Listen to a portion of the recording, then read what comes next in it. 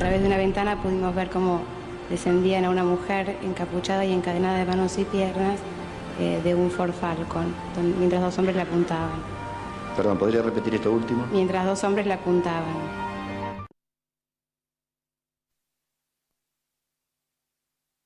Bueno, la voz que escuchaban hace instantes tiene que ver con la historia de Andrea Kirchmar. Una historia muy interesante y que seguramente los va a conmover. Lo que dice la pantalla, ella era la nena que jugaba en la ESMA. ¿Por qué? Bueno, ahora con Andrea vamos a tratar de contarles por qué. A los 11 años, Andrea Kirchmar fue a jugar a donde trabajaba el papá de una compañera de la escuela. Ahora también les vamos a contar quién era esta compañera y qué fue lo que pasó. Allí es donde vio a una mujer encadenada y encapuchada. Más tarde supo que ese lugar era la ESMA y empezó a preguntarse quién había sido esa mujer. Si la habían torturado, si había tenido un hijo, si la habrían matado. La imagen que veían recién tenía que ver con su testimonio. El único testimonio voluntario, y esto es importantísimo, ese testimonio que fue clave para demostrar que en la Escuela de Mecánica de la Armada funcionó un centro clandestino de detención.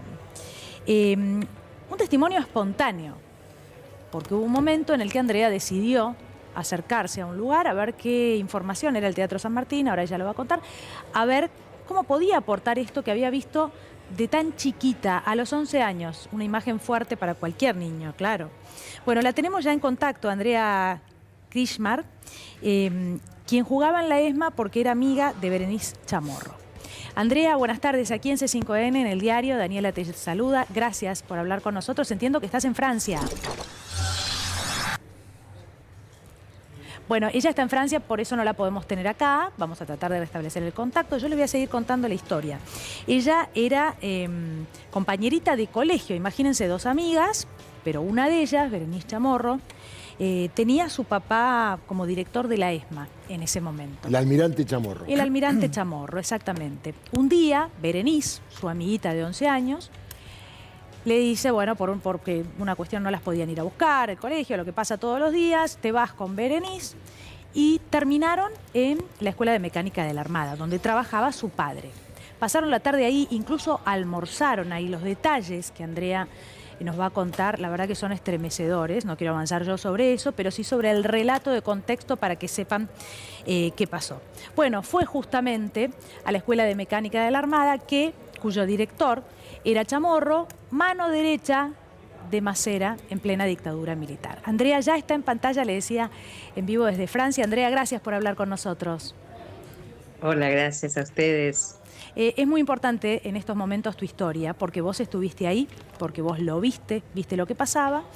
Hay muchos jóvenes que no saben, ¿no? Cuando hablamos de la Escuela de Mecánica de la Armada, qué pasó en la dictadura, qué era ese lugar. Ahora Victoria Villarruel, lo pongo también en contexto, candidata a vicepresidenta, quiere destruir estas 17 hectáreas y montar ahí una plaza para jugar, borrar la memoria. Pero vamos a tu historia y después también te pregunto sobre eso. ¿Qué pasa ese día en el que vos terminás en la Escuela de Mecánica de la Armada junto a tu amiga Berenice Chamorro? Bien, bueno, en realidad esto era una visita donde la única forma que tenía Berenice de ver a su padre era yendo a visitarlo, sí. a visitarlo a él. Sí. Y por lo tanto, un día fui parte de esta visita para que ella no pasara todo el día sola en este lugar. Y así fueron varias veces que fui en ese periodo. En un Falcon verde llegaron. En un Falcon verde, sí. Nos fueron a buscar a donde ella vivía por Caballito y de allí nos fuimos a la ESMA. Sí. Llegan a la ESMA y ¿qué es lo que pasa? Bueno, después del almuerzo que bien dijiste vos, nos fuimos a jugar a un casino de oficiales. Ahora le digo así, antes era un lugar donde había una mesa de billar o de pool o no sé qué era, y jugando en ese lugar, a través de una ventana vimos cómo descendían de un auto a esta mujer que estaba encapuchada y encadenada de manos y de piernas, ¿no? Sí. Grillando. En ese momento, Andrea, ninguna de las dos expresó nada al almirante Chamorro. Sí, en este momento, sí. Cuando yo vi lo que vi, le pregunté, o sea, a la primera que le pregunté, estábamos solas, si ella sabía que... Alguna pregunta le hice, no sé de cuál manera exacta, pero me dijo que ella me respondió viste cómo hacen en SWAT, que era la serie furor del Sí. momento, ¿no? Sí, Que persiguen a la gente en patrullas, bueno, algo parecido. O sea que a su modo ella tenía una información o una versión o alguna explicación de qué era lo que pasaba. Ahí no era claro, para ella no era la primera vez que se encontraba con alguna situación de estas, ¿no? claro, claro. No era Eh, novedoso. en un momento ustedes van a la habitación de Chamorro y ella te Ujú, muestra lo que hay ujú. ahí. ¿Qué era? Había, lo que debería haber sido un placar era un arsenal, o sea, no había ropa, pero sí había Mm, armas y nada, ella evidentemente todo lo que me mostró, sabía, no fue un descubrirlo juntas, ella me hizo como una visita claro, interna, guiada de las cosas que a ella seguramente le impactaban o le parecían sí. que podía compartir o me las quiso mostrar en ese momento, ¿no? Mm. Así Em, que fue como un combo bastante pesado de absorber a mis 11 años y eso luego quedó totalmente, digamos, en sí. mi memoria o en mi registro sin entender mucho más de lo que se podía a mis 11 años, ¿no? Ujú. Bueno, y es finalmente a los 20 años que vos pasando por la puerta del Teatro San Martín, te Ujú. acercás a contar por primera vez, corregime si no es así, eso que habías Sí, visto ese día en la ESMA. exacto, digamos, durante muchísimo tiempo la CONADEP hacía una publicidad bastante digamos, convocante de que todas las personas que hayamos visto, presenciado o que hayamos tenido algo que ver con los secuestros, nos acercáramos a la CONADEP a denunciar. Mm, Y en ese periodo, bueno, yo la verdad es que como había ido varias veces y no tenía una fecha concreta y no sabía ni siquiera quién era esta persona, yo siempre autodescalifiqué de que esta cuestión podía ser importante o que podía servir, digamos, porque yo no sí, podía dar nada, o sea, para mí declarar es marcar cosas concretas y yo no tenía claro, nada concreto, pero bueno, eso era en mi ignorancia, porque claro. no me De, manejaba en términos de legalidades o ilegalidades. de hecho, cuando vos llegás al Teatro San Martín, cuando ingresás y contás esto, eh, ellos Ujú. se muestran muy asombrados por tu testimonio, porque vos lo habías visto. Exacto. Sí, sí, sí, sí, sí, eso fue como la primer señal para mí de que algo raro estaba empezando a pasar sin que yo me diera cuenta, Claro. porque me acuerdo que muy de casualidad, como bien decías vos, era el último día que se podía declarar y yo de casualidad estaba en el centro y dije, bueno, voy a pasar y voy a preguntar. Y había Mm, un día bastante, bueno, en esa época vos sos muy joven, pero en esa época vos veías un pañuelo blanco y todo era como mucho más doloroso de lo que sigue Ujú. siéndolo hoy, por mm, supuesto, ¿no? Pero eso era como si fuera un gato que te arañara el estómago por dentro, era como demasiado desgarrador, por lo claro. menos para mí. Mm, Entonces, cuando me dieron un número y yo tenía que esperar un montón de tiempo ahí adentro, me acerqué a una chica y le dije, mira, yo tengo algo muy simple para contar, mm, ¿no? Si esto sirve me quedo, si no déjame irme de acá, yo no me puedo quedar mucho más. Entonces le conté a esta chica lo que venía a contar, sí. desapareció y a los 3 minutos aparecieron 6 personas a buscar dónde estaba la persona que había traído esta información, Ujú. ¿no? Entonces Mm, ahí empecé a darme cuenta que la cosa empezaba a cambiar de color, de sí, que era alguna manera. importante, ¿no? Exacto, Lo que tenías para exacto. decir. Yo focalizaba en esto de que fueras, ahora también quiero que me cuentes lo que sucedió después con Berenice, con tu amiga, que probablemente también fue una víctima, ¿no? De todo lo que vivió. Totalmente. Yo Em, creo que sí. pero porque la gente no lo sabe, pero y en ese focalizaba en esto de que fue, creo que el único Claro. testimonio Porque espontáneo sí, y que eso da cuenta exacto, del miedo, exacto. ¿no? Con lo que Las se personas vivió toda esa época. Sí, sí, sí. estas personas que vinieron, ellos me explicaron que después terminé en una habitación teniendo como un grupo, un equipo de personas que me decían, mira, nosotros somos los abogados Mm, que hemos trabajado para demostrar que la ESMA es un centro clandestino de tortura. Por lo tanto, tu declaración nos permite avalar todo lo que venimos trabajando, digamos. Para la ley o para la justicia, un niño es objetivo e irrefutable. O sea, esto estábamos hablando de que vos, podemos confirmar eso de que vos no mentís, que un niño no viene acá espontáneamente a dar una mentira. No, Entonces claro. eso daba como que todo lo que ellos tenían investigado era real, se le daba como mucho más peso al trabajo que habían hecho. Entonces fue como la primera vez que yo sentí como un enorme agradecimiento o algún tipo de importancia que yo hasta ese momento para mí era algo que carecía de valor.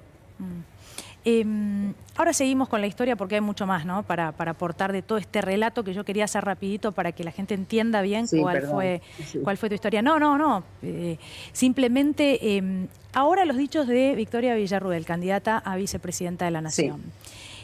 A vos que estuviste en ese lugar, que sabés lo que es la ESMA, que lo viviste de muy pequeña, y que esto de querer hacer una plaza en ese lugar, un parque, aprovechar las hectáreas, ¿qué te produce? Sí, no, lo que yo leí que ella decía es que lo aproveche la comunidad, ¿no? Como que de hecho, para mi modesta opinión, yo hace tiempo que soy un poco nómada y estoy poco en Buenos Aires, pero funcionan muchas actividades para la comunidad. No sé si ha cambiado ahora, pero es un espacio abierto a la comunidad, el espacio del museo en sí mismo, pero si no, hay muchos otros actores que son centros de cultura permanente, digamos, de enseñanzas. O sea, no es que no funciona la escuela, que no pasa nada ahí dentro. O sea, que sí que está abierto a la comunidad.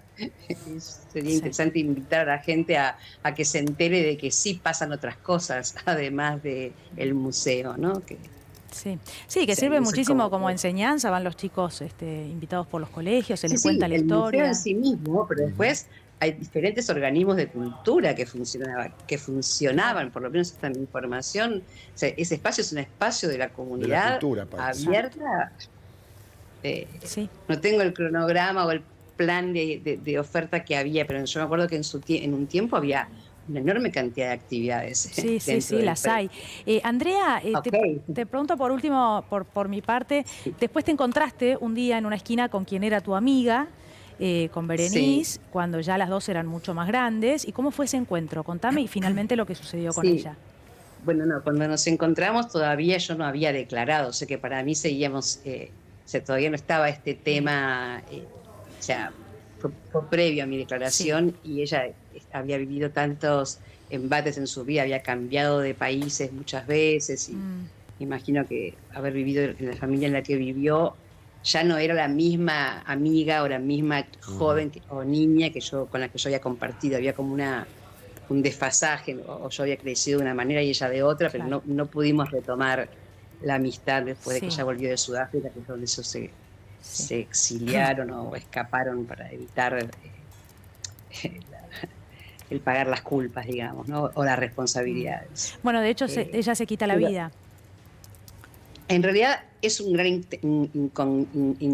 una incógnita. Hay quienes dicen que sí, hay dicen que no. Lo cierto es que está muerta, pero no puedo afirmarte que sea así.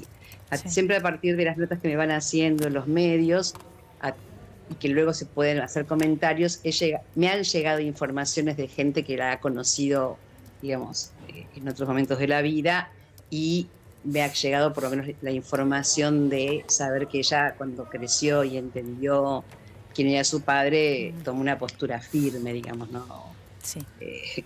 Digamos, discutió, digamos, fue como, no sé si la palabra discutir, es como enfrentó a su propio padre, digamos, o el padre. Pero no, siempre fue como una duda para mí durante muchos años, hasta enterarme de que estaba muerta, qué habrá pensado ella de mi actitud, ¿no? Pero digamos, nunca fue un condicionante o nunca me permitimos, digamos, cambiar mi manera de pensar o de hacer por temor a que ella o a la familia le haya podido incomodar. ¿Nunca supiste quién era esa mujer encadenada y encapuchada que ingresó en la ESMA? Jamás. ¿Intentaste saberlo? ¿Intentaste saberlo? Es que la verdad es que como yo nunca tuve la fecha concreta y estaba encapuchada y no hubo ningún contacto entre ella y yo, la verdad es que es imposible. Es imposible. Una sola pregunta. ¿Lo conociste al almirante Chamorro en esa amistad que tenías con con Berenice? Claro, sí. Yo a él lo conocí o sea, lo he visto varias veces, dentro de la ESMA, fuera de la ESMA, digamos. ¿Y te parecía un hombre violento que podía estar en esos temas? Totalmente, absolutamente. Era un hombre muy rígido, donde había temerario. O sea, había un tipo al que aunque ni te mirara, sentías como miedo, como una sensación de que era algo que no... Siempre me acordé de él así, digamos, ¿no? Como... Perdón que te pregunte, porque yo allá por la década del 80 me enteré al leer una revista. Mi papá era un periodista llamado Sergio Villarroel, que el almirante Chamorro, claro, obviamente, dio la orden para que lo secuestren, y la charla fue que era muy conocido Sergio Villarroel y que iba a hacer mucho ruido. Por eso a mí me marcó mucho el nombre del almirante Chamorro y me quedó grabado. Aquel día en la familia nos dio miedo, ya había pasado todo, pero me quedó muy grabado el tema del almirante Chamorro, por cual esta nota que estamos haciendo me llega muy profundo. Y en aquel momento yo tenía 23 años y me enteré de eso. Mi papá obviamente dijo, no pasó nada. Y a mi papá lo persiguieron porque un día jugó para un equipo del Partido Comunista porque faltaba un jugador. Y como jugó para el Partido Comunista y estaba en esa lista, se lo querían llevar. Gracias por tu testimonio. No, gracias a vos, ¿no? Tu padre, yo sí tengo un poco más de años y sé muy bien de quién estamos hablando y de la clase de valores o de persona que era. Yo te soy sincera, cada vez que me siguen llamando, yo sigo sorprendiéndome de que elijan mi testimonio o que elijan llamarme, porque repetiré hasta el cansancio que yo solo hice lo correcto. Era lo mínimo que esa persona que tuve de frente a mí se merecía, digamos. ¿Qué menos? Sí, claro. Y con respecto a esto de dar por, digamos, de querer hacer un... Podrán querer poner lo que quieran poner, pero ese lugar es lo que es y creo que es interesante que lo defendamos, porque hace muchos años la sociedad argentina, pienso yo, por ahí soy un poco romántica, ahí no hay grieta, digamos, hace años que esto ya ha dejado de ser un tema, digamos, todos sabemos lo que significa el nunca más y el por aquí no, digamos, no es un camino a tomar, o sea, creo que es bastante preocupante que está. Sí. Y de todos modos, lo que sí pienso y es interesante es que qué bueno que, a pesar de lo tremendo que tenemos que escuchar, es qué bueno que lo digan tan claramente, ¿no? A pocas horas de tener que definir quién va a gobernar este país. Desde ese punto de vista yo digo, qué bueno que sigan diciendo todo esto hoy, para que todos los que tengan que tomar la decisión el domingo sepan muy bien con qué cartas estamos jugando. Sí, ¿no? sí. Andrea, es muy importante, es muy valioso tu testimonio, por eso queríamos hablar con vos. Te agradezco muchísimo. Te los agradezco, la verdad que pasan los años y me sigue como poniendo, me pongo como un poco, me moviliza muchísimo esto y siento que, bueno, les agradezco que sigan eligiendo este relato, porque mira, justamente estoy acá en un lugar en Francia donde hay una niña de 11 años que quiere ser reportera gráfica de guerras. Sí. Y cuando le conté que estaban por llamarme, le conté toda la historia. Y cuando me dijo que tenía 11 años, le dije, bueno, mira, exactamente cuando tenía tu edad me pasó esto y esto. El interés de la criatura y cómo conectaba con su información, ¿no? De lo que, bueno, acá también hay mucha información. Los chicos se educan con bastante conciencia política o de derechos humanos. Es eso, ¿no? Es que los chicos sigan encontrando la historia viva para no repetir errores. Sin duda, sin duda. Es muy importante lo que nos contás. Gracias, Andrea, por haber hablado con nosotros. A ustedes. Gracias. Adiós.